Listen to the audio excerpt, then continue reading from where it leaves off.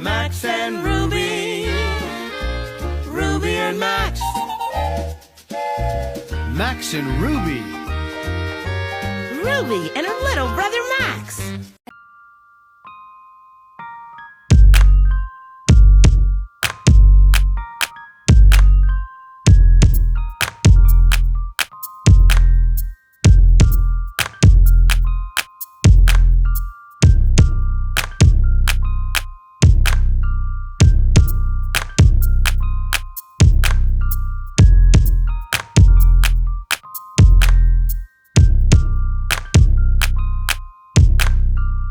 Owning a business young is having employees. I had my first employees when I was 24 and I'm now 27.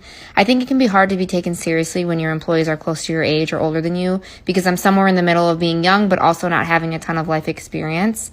We have employees of all ages, and for the past couple years, I've really tried to work on my employee-boss relationship with all of my employees. We are a small business, and it's just me, my mom, and my sister, so we want our employees to be our friends because we are such a small place, but we also want them to take us seriously as well. And because I am younger, I feel like I can relate to my younger employees, and a lot of them are actually very comfortable telling me their problems or what is going on at school, which I really value and appreciate. And I definitely am not perfect, and I regret some of my decisions I've made with my employees in the past, but I think I've done a good job thus far, and every day is a learning experience for me. And at the end of the day, it's about showing respect to your employees, and in return, they will respect you. The biggest question I get asked all the time is, why did you want to own an ice cream store?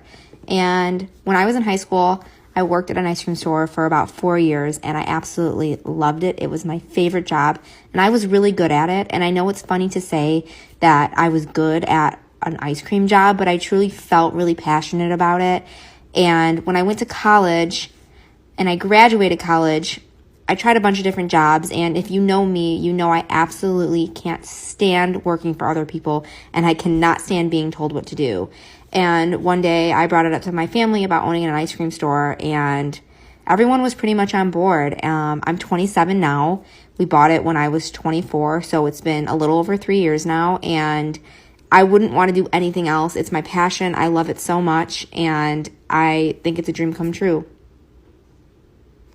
Mexico doesn't typically make cakes, but they wanted me to try to do it since I was there. When I hung out with Miranda at Dairy Queen, she showed me how to make cakes there, so I kind of had an idea of what to do. I filled up the ring mold with some soft serve, and then I smoothed that all out and built some walls on the side, and then I filled it up with some fudge and some Oreo crumbs. And then Kareem made me an Oreo flurry to put on top of all of this. Then I smoothed that all out, and it was time to freeze it. Once it was all frozen, then we can go ahead and begin to decorate it. We used some frozen Cool Whip to decorate it, and so it wasn't working out the best, but we made it work. It didn't look too bad. Once I added a border of Cool Whip on the bottom and the top, it was time to add some Oreos. We went with the Brookios because they're so good, and then we drizzled some hard shell on it. We finished it off by adding a bunch of brownies and cookie dough on top too.